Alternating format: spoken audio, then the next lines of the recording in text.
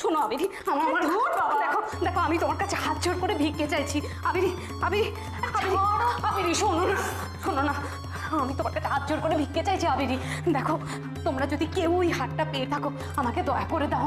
আমার একমাত্র সন্তান যে মরতে বসেছে, আমি ওকে বাঁচাতে চাই। আবিরি, ও বিনা চিকিৎসায় মরে যাবে তোমাদের সামনে। ও তো তোমাদেরও ভাইজি। বলো কি বারবার এক কথা বলছো? হ্যাঁ, আমরা কি হাতটা পেয়েছি যে তোমাকে দিয়ে দেবো? দেখতেই তো পাচ্ছ যে আমরা হাতটা পাইনি। ভালো কৃতজ্ঞতা বোধ তো তোমাদের। এতদিন মায়ের আশ্রয় ছিলে, আর মা মরতেই টাকা শুরু করে দিয়েছো। আর কত কি চাই তোমাদের? হ্যাঁ, চাইছি চাইছি লজ্জার মাথা দিয়ে গো, মেয়েটাকে বাঁচাবো, এছাড়া তো আমার আর কোনো উপায় নেই। বলো না বলো না, তোমরা পারো না আমাকে একটু দয়া করতে? একটু দয়া করো না গো, আমাকে একটু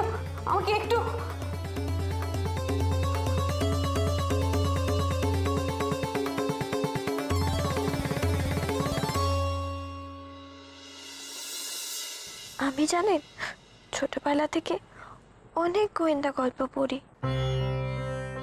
ছোট পিপির কাছে অনেক গোয়েন্দা গল্প আছে, আমাকে পড়তে দেয়, কিনেও দেয়। পিমনিও খুব ভালোবাসে গোয়েন্দা গল্প পড়তে, ঠাম্মাও খুব ভালোবাসত। আমি পড়ে পড়ে শোনাতাম।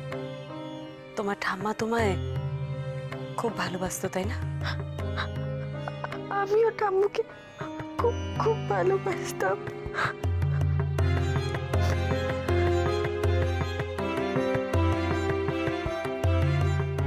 আজ তুমি কেমন আছো?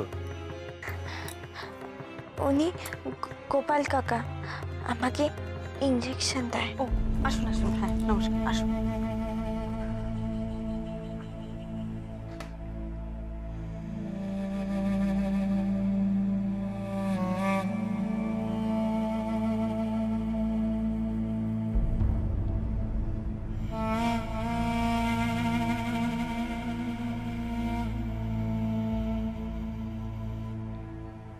আসি। হ্যাঁ,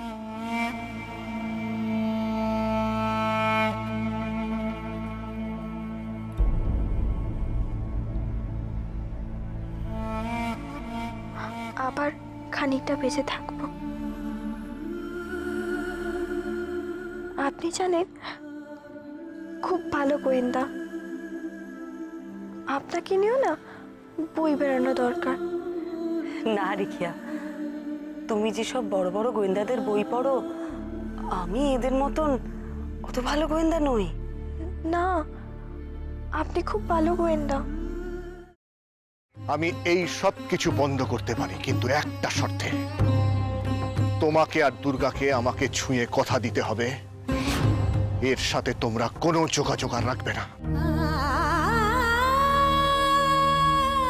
শোনো, আমরা এখনো তোমার মতন এতটা পাথর হয়ে যায়নি। তোমাকে ছুঁয়ে আমি এত বড় কথাটা, এটাই আমার শেষ কথা তোমাকে। দাদা ভাই, পুতুলটা না দিয়ে এসেছি। আস্তে, একেবারে বজরংবলী আন্টির হাতে দিয়েছো তো? না, আমরা তো দরজা দিয়ে গড়িয়ে দিয়েছি। ঘরে তো ঠাম্মু ছিল, তাই ঢুকতে পারিনি। মা ঘরে ছিল? এ বাবা, যদি মার হাতে পড়ে তাহলে তো মুশকিল। ওনার কোনো সর্দারজির সাথে পরিচয় ছিল? সর্দারজি? না। ঠিক আছে, আমি তাও বলবো আপনারা একটু ঠান্ডা মাথায় ভাবুন। আসলে আমার জানাটা খুব দরকার। আমি তাহলে আসি, কিছু মনে পড়লে আমাকে অবশ্যই জানাবেন। আচ্ছা।